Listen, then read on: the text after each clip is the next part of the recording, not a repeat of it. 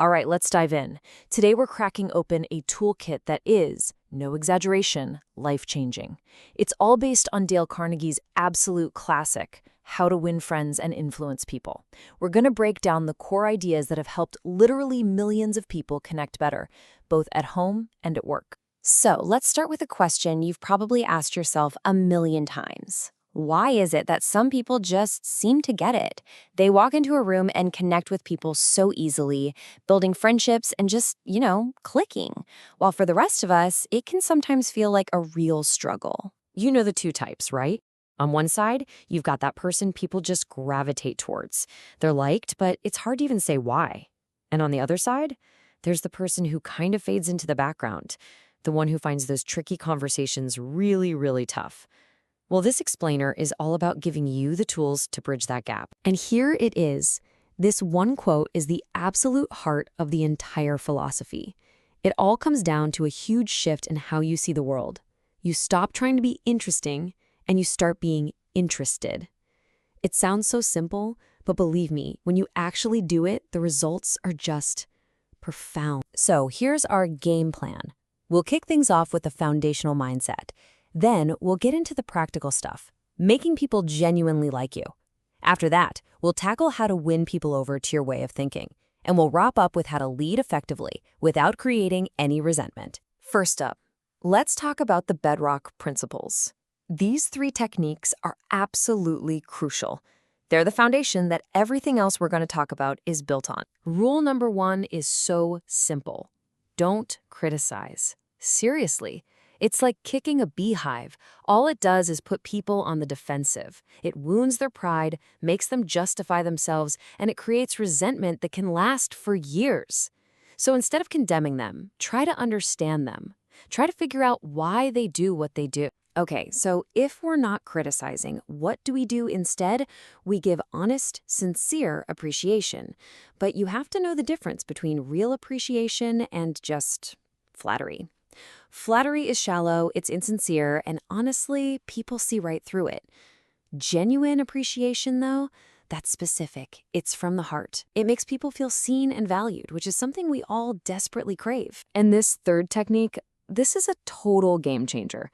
The only way on earth to influence other people is to talk in terms of what they want.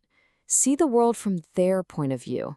Frame your ideas in a way that helps them get what they're after.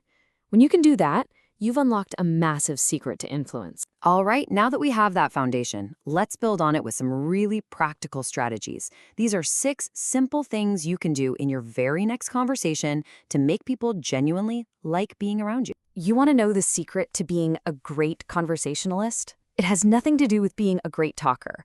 It's all about being a great listener.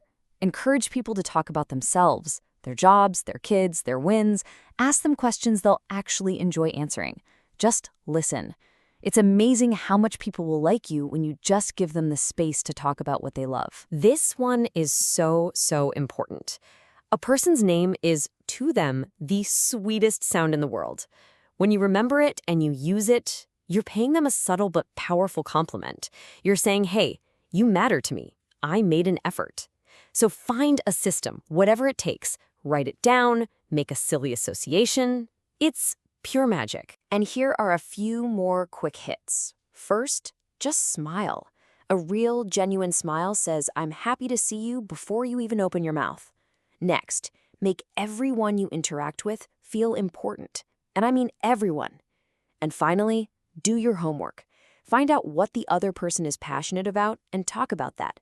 The road to their heart is through talking about the things they treasure most. Okay, now we're getting into the advanced stuff.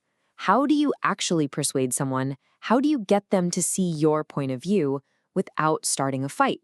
This is all about the art of persuasion without conflict. This quote says it all. You can't win an argument. It's impossible. See, even if you win on facts and logic, you've probably hurt the other person's pride and lost their goodwill. So what if you really won? Nothing.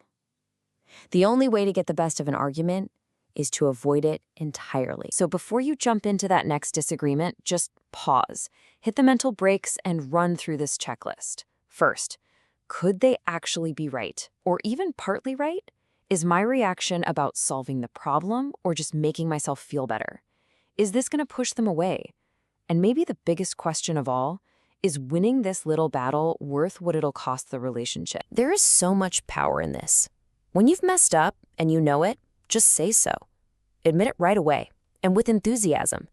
It's like a safety valve that immediately releases all the tension. The other person's fight just evaporates. It takes guts, for sure, but it stops a big battle before it can even start. Look, nobody likes to hear you're wrong. It's a direct attack on their judgment.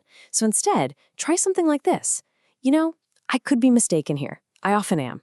Let's look at the facts together. See what that does?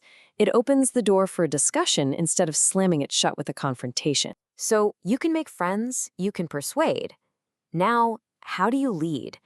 This last section is all about how you can guide and correct people in a way that actually inspires them to change, instead of making them resent you for it.